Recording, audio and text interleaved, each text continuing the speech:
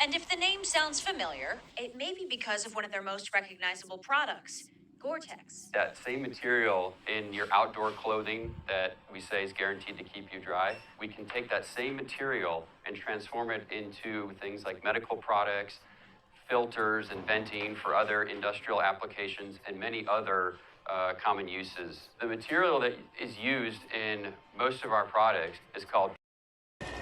Assalamualaikum warahmatullahi wabarakatuh. Saya Haila dengan ujung NPM 010. Saya di sini akan menjelaskan tentang bab 5 mengelola keragaman di perusahaan W.L. Gore and Associates. W.L. Gore and Associates adalah perusahaan ilmu material global yang terkenal dengan inovasi, termasuk produk Gore-Tex, didirikan pada tahun 1958 oleh Bill dan Viv Gore, menggunakan struktur organisasi lattice atau kisi-kisi tanpa hierarki di mana kepemimpinan berdasarkan keahlian dan komunikasi langsung. Budaya kerja ini menciptakan lingkungan kolaboratif dan inovatif yang mendorong inklusivitas.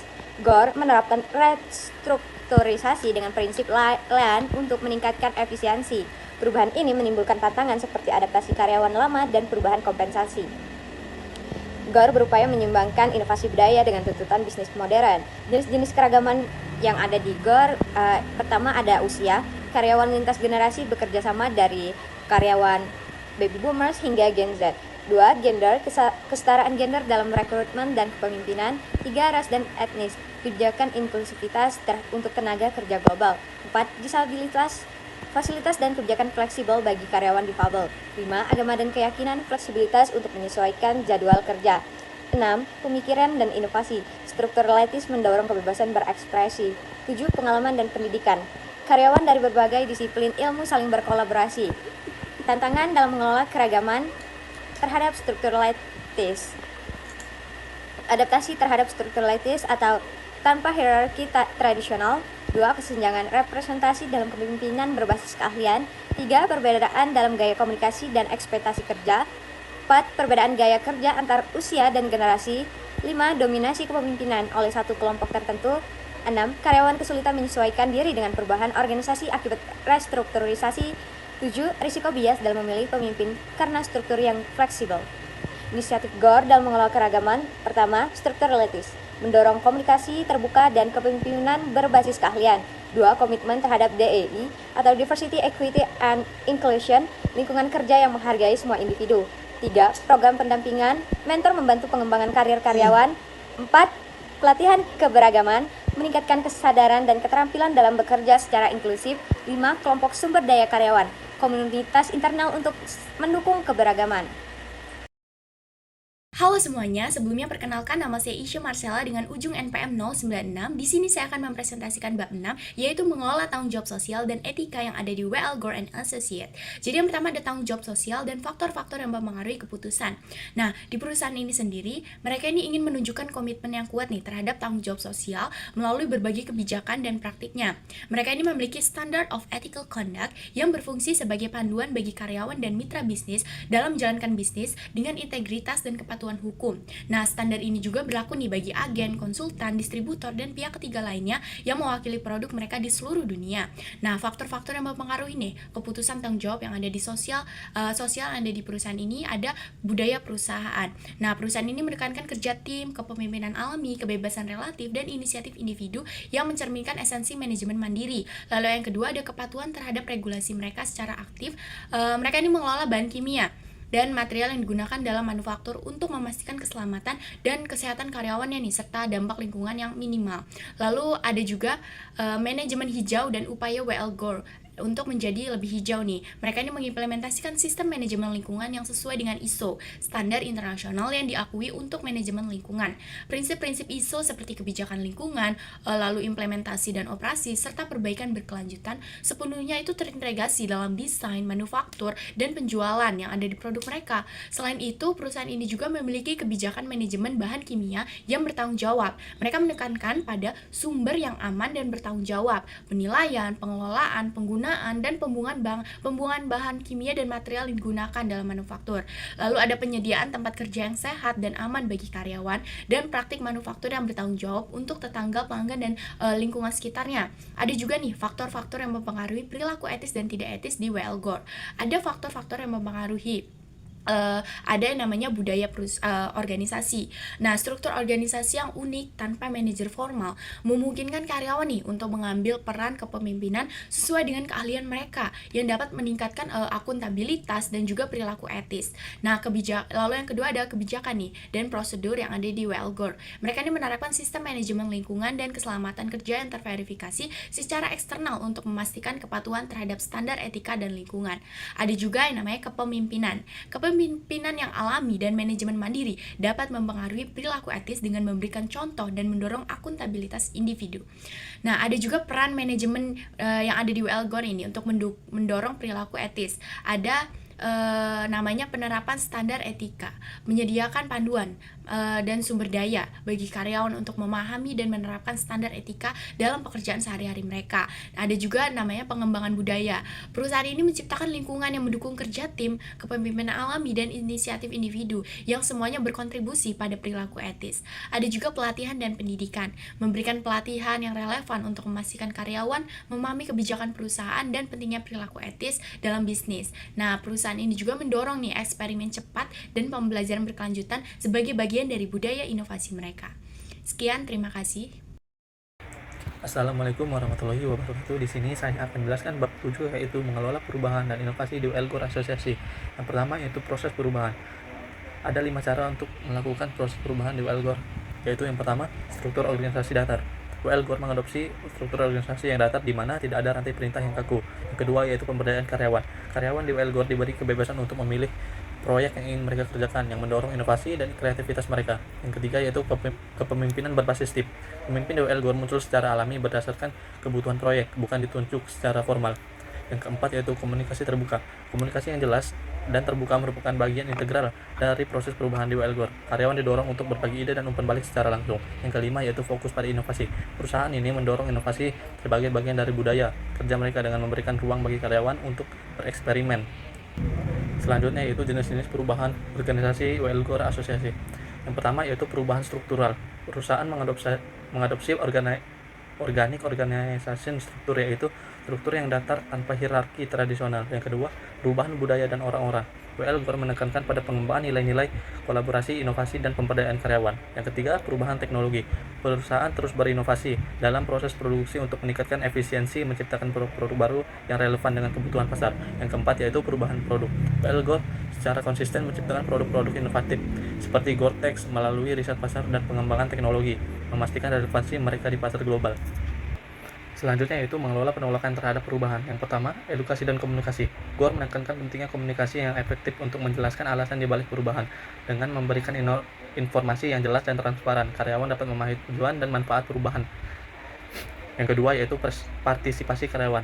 Perusahaan mendorong partisipasi karyawan dalam proses perubahan dengan melibatkan mereka dalam pengambilan keputusan. Yang ketiga yaitu dukungan dan fasilitas. Gore menyediakan dukungan yang diperlukan selama proses perubahan termasuk pelatihan dan sumber daya yang memadai. Yang keempat yaitu pengembangan hubungan positif. Membangun hubungan yang baik antara manajemen dan karyawan sangat penting.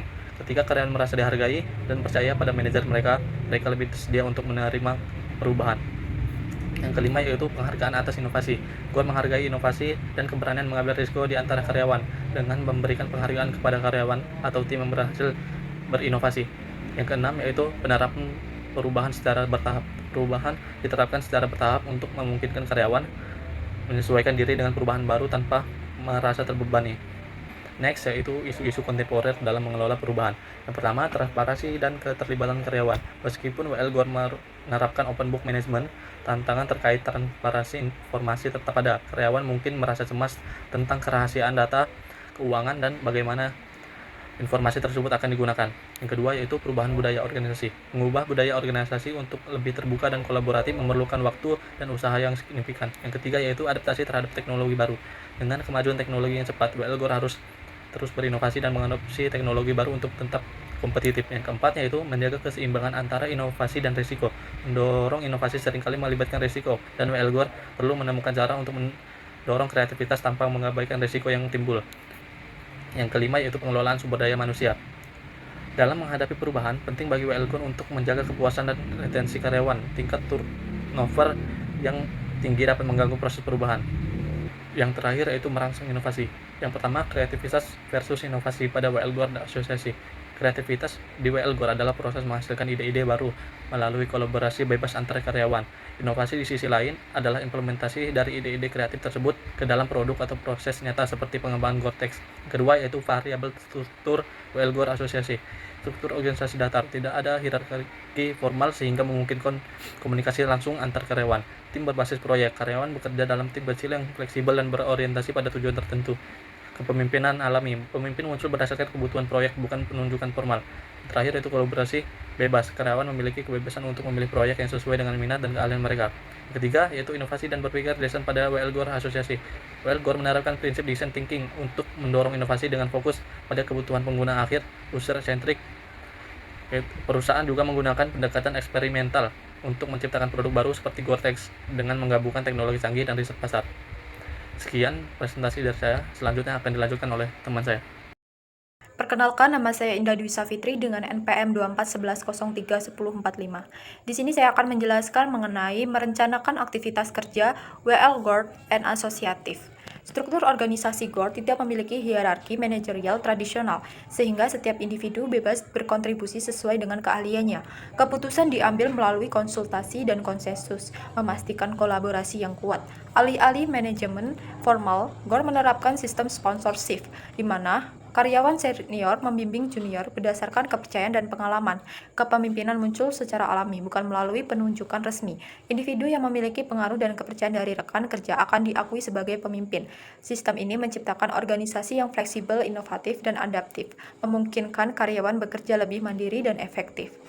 Kemudian perencanaan kerja di Gore ini bersifat fleksibel dan berbasis kolaborasi, bukan berdasarkan instruksi dari atasan. Karyawan memiliki kebebasan dalam menentukan cara mereka bekerja, sehingga dapat berkontribusi secara optimal sesuai dengan kemampuan masing-masing. Setiap individu bebas memilih proyek yang sesuai dengan keahlian dan minat mereka. Hal ini menunjukkan karyawan untuk bekerja dengan lebih antusias dan produktif. Pengambilan keputusan dilakukan dalam kelompok kecil melalui diskusi terbuka. Dengan pendekatan ini, setiap pendapat didengar dan dipertimbangkan, menciptakan solusi yang lebih baik. Gore juga menekankan inovasi dan eksperimen, mendorong karyawan untuk mencoba ide baru dan menemukan cara kerja yang lebih efektif. Kemudian perencanaan strategis di Gore ini berfokus pada inovasi dan pertumbuhan jangka panjang, memastikan perusahaan tetap kompetitif dalam jangka panjang. Gore mengembangkan teknologi dan produk berkualitas tinggi yang relevan dengan pasar. Untuk jangka menengah dan pendek, perencanaan difokuskan pada pengembangan proyek serta produksi harian guna menjaga efisiensi operasional.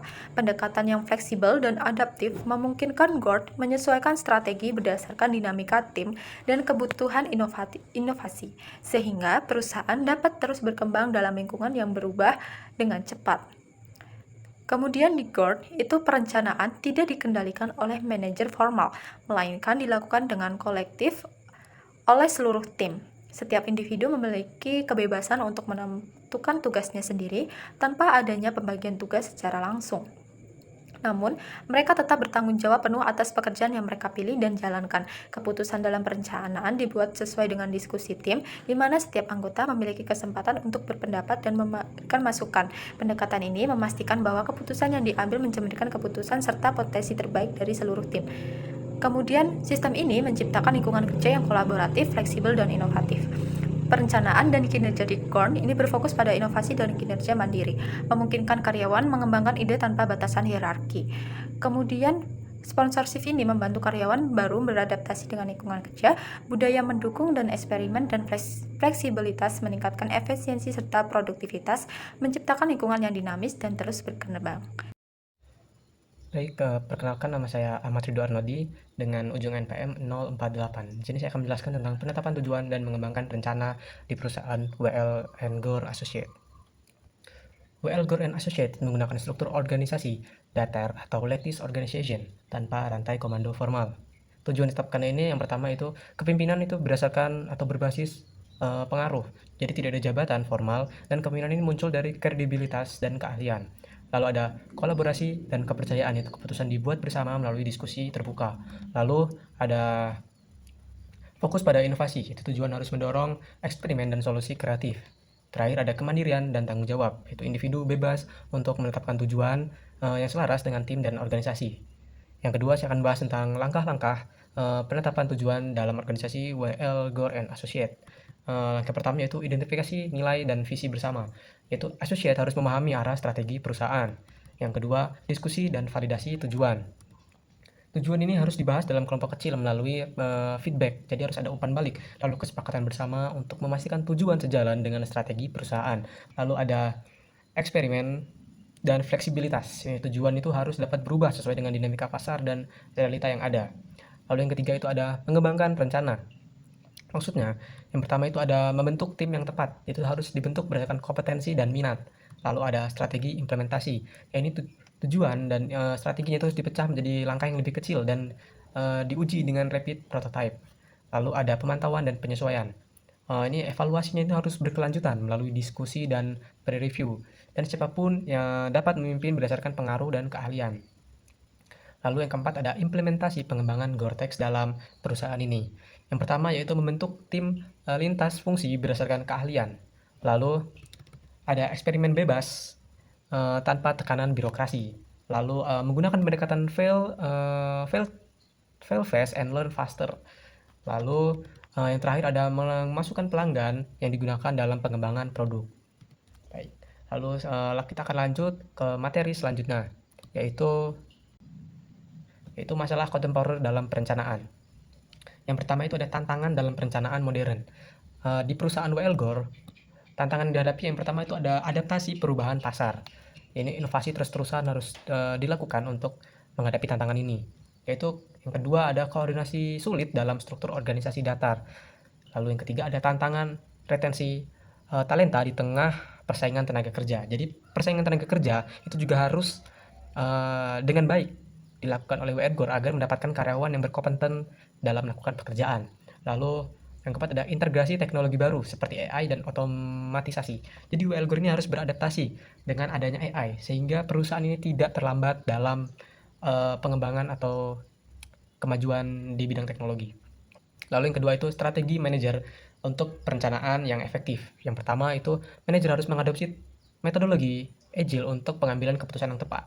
Lalu membangun budaya eksperimen dengan filosofi fail fast and learn faster. Jadi gagal tidak apa-apa, tapi kita harus belajar dari kegagalan tersebut dan belajarnya ini harus dengan cepat. Gitu.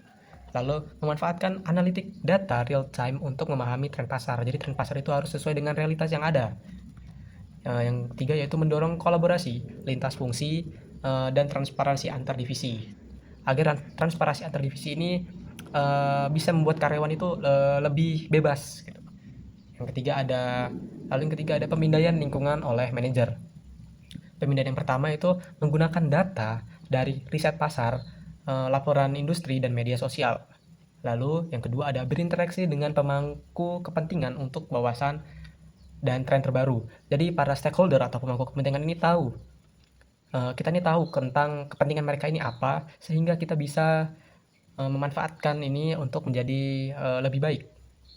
Lalu yang terakhir ada memantau perubahan regulasi dan teknologi untuk kesiapan strategis. Kita juga harus, perusahaan ini atau manajer itu harus memantau perubahan dan perkembangan teknologi sehingga perusahaan ini dapat beradaptasi dengan teknologi yang terbaru. Baik, cukup sekian pemaparan materi dari saya. Terima kasih.